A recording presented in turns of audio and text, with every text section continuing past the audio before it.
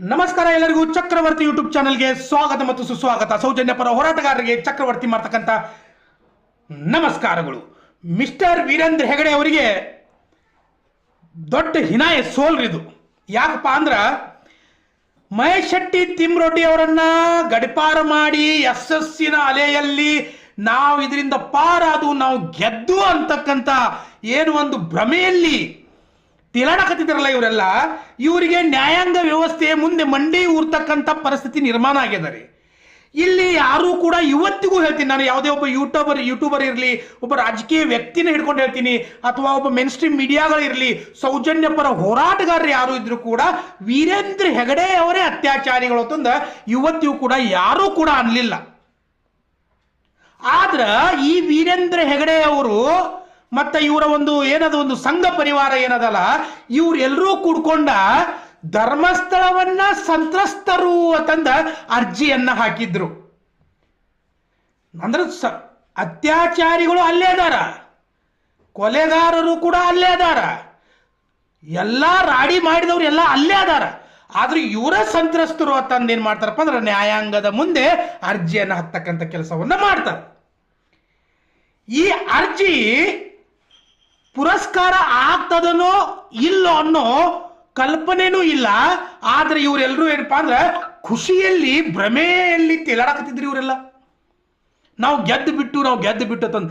ಆದ್ರೆ ಮಹೇಶ್ ಶೆಟ್ಟಿ ತಿಮ್ಮರೊಡ್ಡಿ ಅಂತಕ್ಕಂಥ ಏನು ಒಬ್ಬ ಹೋರಾಟಗಾರ ಅದಾರಲ್ಲ, ಮಟ್ಟಣ್ಣನವರ್, ವಿಠ್ಠಲಗೌಡ, ಜಯಂತ್ ಅನ್ನೋದು, ಮಹಿಳಾ ಆಯೋಗ, ಮಹಿಳಾ ಶಕ್ತಿ, ಸೌಜನ್ಯ ಪರ ಹೋರಾಟ ಮಾಡ್ತಕ್ಕಂಥ ಯೂಟ್ಯೂಬರ್ಸ್ ಆಗಿರ್ಬೋದು, ಈ ಎಲ್ಲರೂ ಏನ್ ಒಂದು ಕೆಚ್ಚದೆ ಹೋರಾಟವನ್ನ ಮಾಡ್ತಾ ಇದಾರಲ್ಲ, ಇವರ ಬಲದಿಂದ ಈ ನ್ಯಾಯದ ಪರವಾಗಿ ಇರ್ತಕ್ಕಂಥವ್ರು ಏನದಲ್ಲ, ಅದಕ್ಕೆ ಮಂಜುನಾಥ ಸ್ವಾಮಿ, ಅನ್ನಪ್ಪ ಸ್ವಾಮಿ ಏನಪ್ಪ ಅಂದ್ರೆ ಆಶೀರ್ವಾದ ಮಾಡೇ ಮಾಡ್ತಾನೆ ಅನ್ನೋದಕ್ಕೂ ಇದು ಒಂದು ಸ್ಪಷ್ಟ ಉದಾಹರಣೆ ಇದು. ಸೌಜನ್ಯಳಿಗೆ ನ್ಯಾಯ ಸಿಗೋವರೆಗೂ ಅವನವ್ರು ತೊಡೆತಟ್ಟಿ ನಿಲ್ಲ, ಅವ್ರನ್ನ ಬಿಡಂಗಿಲ್ಲ ನಾವು. ಚಿನ್ನಯ್ಯನ ಅಂತವ್ರು 10 ಜನ ಬರಲಿ ಉಲ್ಟಾ ಹೊಡ್ಯಾಕ ಯಾರಿಗೂ ಉಳಿಗಾಲ ಇಲ್ಲ ಅನ್ನೋದು ನಮಗೆ ಗೊತ್ತದ. ಆದ್ರೆ ನ್ಯಾಯಾಂಗ ವ್ಯವಸ್ಥೆ ಇವ್ರು ಏನು ನಾವು ಸಂತ್ರಸ್ತರು, ನಮ್ಮ ಮೇಲೇನೆ ಅತ್ಯಾಚಾರ ಆಗ್ಯದ, ನಮ್ಮ ಮೇಲೇನೆ ಬಲಾತ್ಕಾರ ಆಗ್ಯದ, ನಮ್ಮ ಮೇಲೆ ಲೈಂಗಿಕ ಕಿರುಕುಳ ಆಗ್ಯದ, ನಮ್ಗ ಈ ರೀತಿ ಮಾಡಿದ್ರು, ನಮಗೆ ಆ ರೀತಿ ಮಾಡಿದ್ರು ಅಂತಂದು ಏನು ಇವರೆಲ್ಲ ಭ್ರಮೆಯಲ್ಲಿ ತಿಳ್ಕೊಂಡು ಏನು ಅರ್ಜಿ ಹಾಕಿದ್ರಲ್ಲ, ಆ ಅರ್ಜಿ ನ್ಯಾಯಾಲಯದಲ್ಲಿ ಏನಪ್ಪಾ ಅಂದ್ರೆ ತಿರಸ್ಕಾರ ಆಗ್ತದ, ಮಾನ್ಯ ಆಗೋದಿಲ್ಲ ಅನ್ನೋದನ್ನ ನಾನು ಹೇಳ್ತಾ ಇಲ್ಲ ರೀ.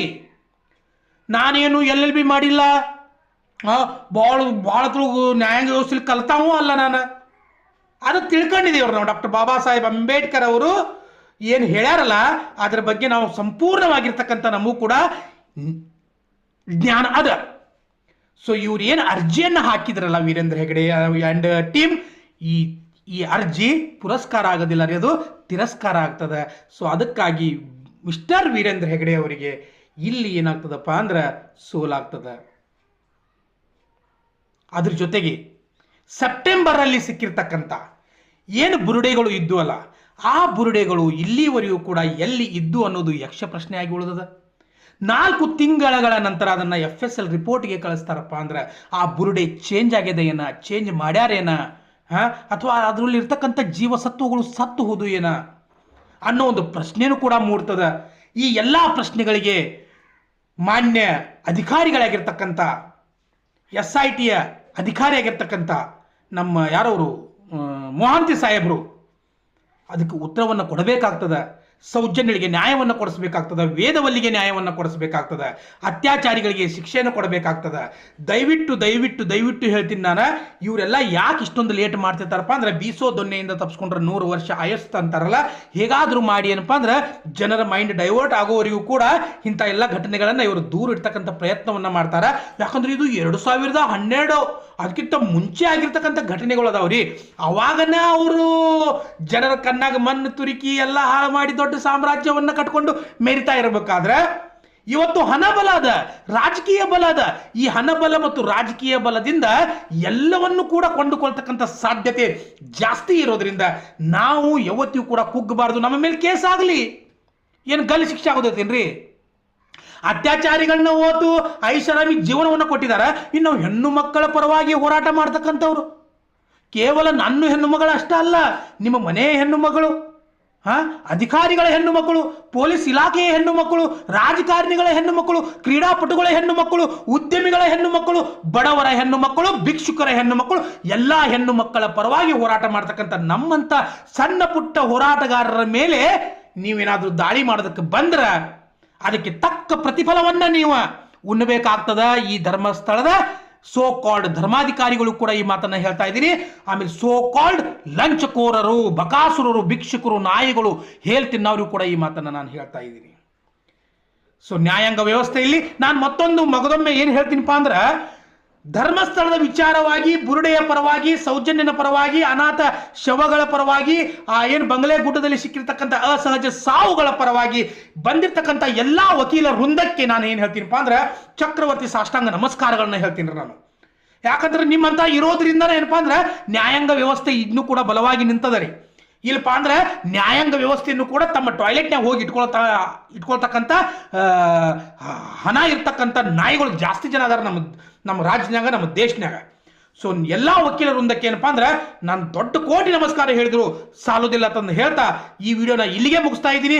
ಮಗದೊಮ್ಮೆ ಹೇಳೋ ಒಂದೇ ಮಾತಲ್ಲ, ಯಾರೇ ಎಷ್ಟೇ ಜಿಗದಾಡಿ ಮುಕ್ಕಳಿ ಹರ್ಕೊಂಡು 12 ಮಾಡ್ಕೊಂಡು ಬಂದರೂ ಕೂಡ ನಾವು ಸಂತ್ರಸ್ತರು, ನಮ್ಮ ಮೇಲೆ ಅತ್ಯಾಚಾರ ಆಗಿದೆ, ನಾವು ಹೇಳಿ ತಿಂದಿದ್ದೇವೆ ಅಂತಂದು ಹೋಗಿ ನೀವು ಅರ್ಜಿ ಹಾಕಿದ್ರು ಕೂಡ ನ್ಯಾಯಾಂಗ ವ್ಯವಸ್ಥೆ ಅದನ್ನು ಪುರಸ್ಕಾರ ಮಾಡೋದಿಲ್ಲ, ತಿರಸ್ಕಾರ ಮಾಡ್ತದ.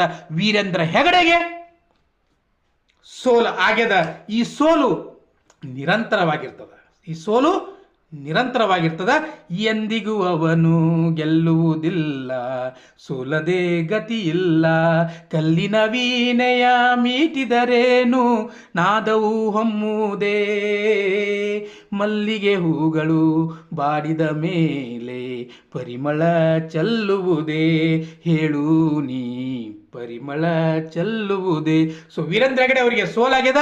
ಸೊ ಇದೇ ಸೋಲು ಕಂಟಿನ್ಯೂ ಆಗಿರಲಿ, ಅದ್ರ ಜೊತೆಗೆ ಅತ್ಯಾಚಾರಗಳು ಆದಷ್ಟು ಬೇಗನೆ ಒಳಗಡೆ ಹೋಗ್ತಾರ ಅನ್ನೋ ಒಂದು ನಂಬಿಕೆಯಿಂದ ಮತ್ತೊಮ್ಮೆ ಮಹೇಶ್ ತಿಮ್ಮರೊಡ್ಡಿ ಅವರ ಪರವಾದ ವಕೀಲರು, ಎಲ್ಲ ಹೋರಾಟಗಾರರಿಗೆ, ಮಹಿಳಾ ಸಂಘಟನೆಗೆ, ಮಟ್ಟಣ್ಣ ಸಾಹೇಬರಿಗೆ, ವಿಠ್ಠಲಗೌಡರಿಗೆ, ಕುಸುಮಾವತಿ ಅವರಿಗೆ, ಮಹಿಳಾ ಆಯೋಗಕ್ಕೆ, ಮಹಿಳಾ ಸಂಘಗಳಿಗೆ ಎಲ್ರಿಗೂ ಕೂಡ ಹೃದಯಪೂರ್ವಕವಾಗಿರ್ತಕ್ಕಂಥ ಧನ್ಯವಾದಗಳನ್ನು ಹೇಳ್ತೀನಿ. ಮತ್ತೆ ಬರ್ತೀನಿ. ನಮಸ್ಕಾರ ಎಲ್ರಿಗೂ. ಜೈ ಹಿಂದ್, ಜೈ ಕರ್ನಾಟಕ ಮಾತೆ, ಜೈ ಸೌಜನ್ಯ ತಾಯಿ.